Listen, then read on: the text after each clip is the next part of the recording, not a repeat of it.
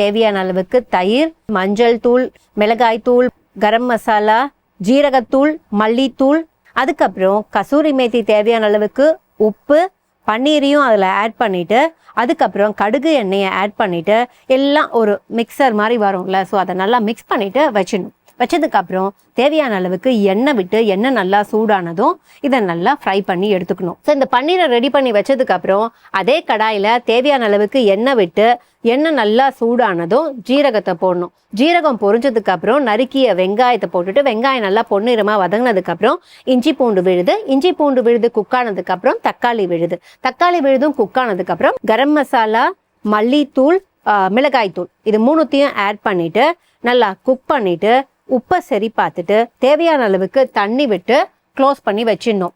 So close பண்ணி அது ஒரு கொதி வந்ததுக்கப்புறம் நம்ம ஆல்ரெடி ரெடி பண்ணி வச்சுருக்கோம்ல இந்த பன்னீர், இதை ஆட் பண்ணிவிட்டு கொத்தமல்லி தூவி இறக்கிட்டீங்க அப்படின்னா இதுதான் இன்றைக்கி நாங்கள் செஞ்ச பன்னீர் டிக்கா மசாலா.